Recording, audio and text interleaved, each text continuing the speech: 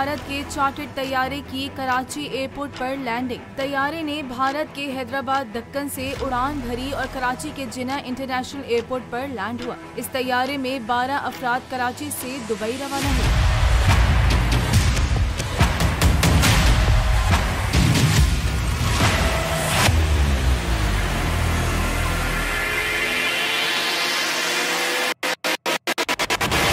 Civil aviation authority के मुताबिक तैयारे में रवाना होने वालों में 10 अफराद पाकिस्तानी थे और 2 गैर मुल्की अफराद थे।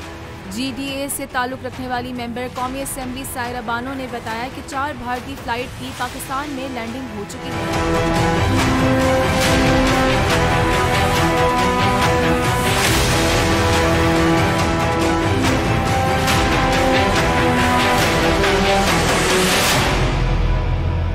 सायरा बानो ने सवाल किया कि वो 12 अफराद कौन थे जो कराची से दुबई रवाना हुए। सायरा बानो ने कहा कि 22 करोड़ अवाम को बताना होगा कि वो कौन सी चीजें हैं जो तैयारे में बाहर भेजी जा रही हैं।